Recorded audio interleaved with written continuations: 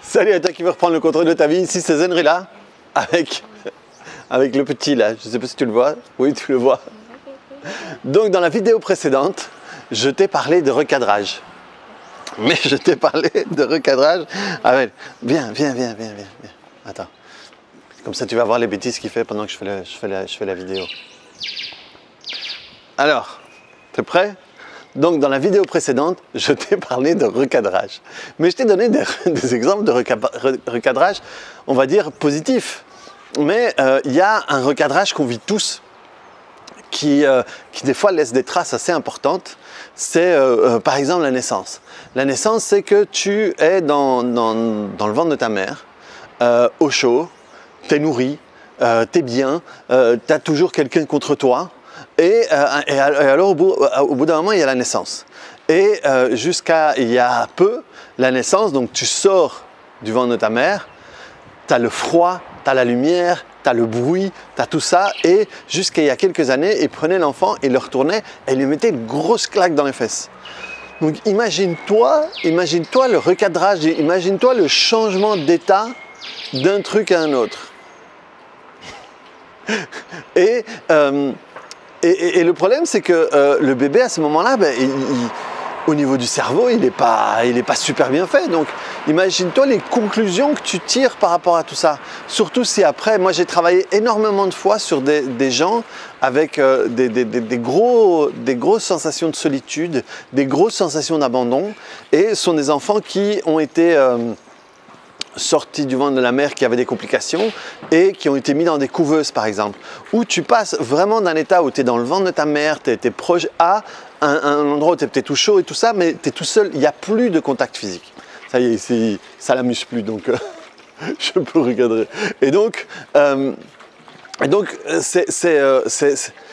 c'est de nouveau des recadrages, parce que bon, t'as la couveuse, tu peux avoir les soins médicaux.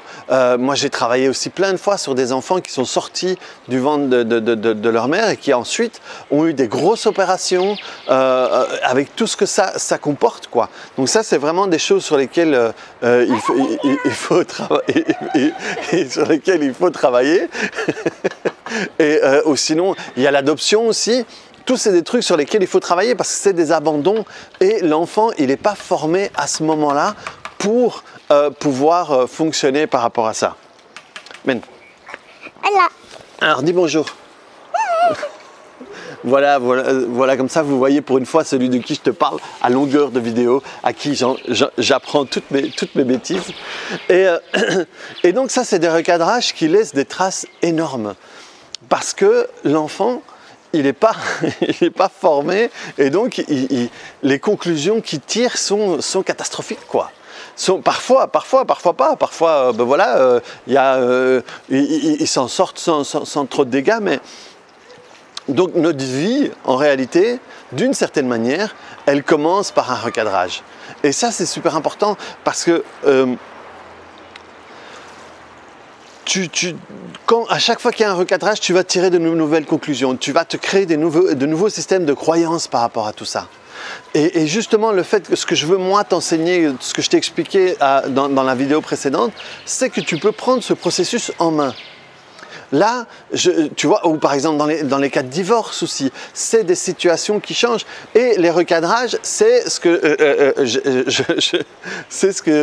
les deuils. Les deuils, qu'est-ce que c'est? Tu te souviens, je t'ai expliqué ce que c'est des deuils. Un deuil, c'est il y a une situation qui est là, dans laquelle tu te sens bien, et d'un coup, il y a un changement que toi, tu n'as pas demandé. Et tu as du mal ensuite à t'associer à la nouvelle situation. Dans le ventre de ta mère, tu es dans une situation où tu es bien, tu es logé, nourri, blanchi, et au chaud. Et tout d'un coup, tu ne demandes pas et on vient de sortir de là. Et tout d'un coup, tu as une nouvelle situation et dans cette situation, tu ne te sens pas bien. C'est ton premier deuil. C'est vraiment ton premier deuil. Et ensuite, c'est tout le temps là, quand il y a des déménagements, quand tu te retrouves dans d'autres pays. J'ai souvent donné l'exemple de mon meilleur pote qui est panaméen, qui était à 12-13 ans dans la campagne panaméenne et qui s'est retrouvé dans un faubourg hyper fréquenté de Bruxelles. C'est un recadrage qui est super, c'est une grosse tarte dans la gueule, quoi. Donc c'est vraiment pouvoir te rendre compte que tu peux prendre le processus du recadrage en main. ou le faire consciemment ou réagir à ce moment-là. Ça veut dire quoi? Ça veut dire que si à un moment il y a un recadrage et tu n'es pas OK avec le résultat ou tu ne te sens pas bien, c'est le travailler. Travailler sur tout ce qui t'appartient parce qu'en réalité, ce qui importe va être ta réaction. Tu ne peux pas tout contrôler. Tu ne peux pas contrôler la situation qui change, mais tu peux contrôler ce que tu vas en faire à l'intérieur de toi. Tu peux contrôler la manière dont tu vas te sentir. Il continue à m'imiter. Vous ne le voyez plus, mais il est là. Hein? Qu'est-ce que tu fais? Donc c'est vraiment important et je vais revenir plusieurs fois là-dessus dans les vidéos dernièrement parce que c'est vraiment super important. C'est vraiment une manière incroyable de reprendre le contrôle de ta vie sur la situation qui change. Par exemple, dans le cadre de la naissance, hein, parce que c'est vraiment un truc important, mais les enfants qui sont provoqués ou les césariennes, mais d'une certaine manière, il y a là un vol. Par exemple, quand c'est provoqué, un vol de première décision de l'enfant, le moment de la sortie. Et on l'oblige à sortir alors qu'il n'était pas OK. Et à partir de là, il y a plein de modèles qui peuvent découler. Je ne suis pas capable de prendre une décision, il faut qu'on les prenne à ma place. Ou je vais m'opposer à toutes les décisions parce que je n'ai pas été OK avec celle-là. Les césariennes, par exemple, si vous allez vivre ou vous avez vécu une césarienne, c'est super important. C'est super important d'aller voir une ou un ostéopathe qui s'occupe de l'enfance avec votre bébé parce que il va mettre le bébé sur le ventre de la maman et il va lui faire d'une certaine manière refaire le trajet comme s'il passait par le col. Et là, des fois, moi j'ai connu une très bonne ostéopathe qui m'a été conseillée par mon amie Margarita, qui elle a vécu ça, où on a dû lui faire une césarienne due à des complications, et elle avait un bébé qui ne pleurait quasiment pas. Et alors, c'était très surprenant, parce qu'elle pleurait vraiment pas. Et donc, elle a été cette ostéopathe qui a refait le trajet sur le ventre, hein, bien sûr, et le bébé, quand il est sorti, il a hurlé, il a commencé à pleurer comme c'était une naissance, et elle disait qu'elle aussi a commencé à pleurer. Donc, il y a vraiment un processus qui s'est fait, qui est important là à faire.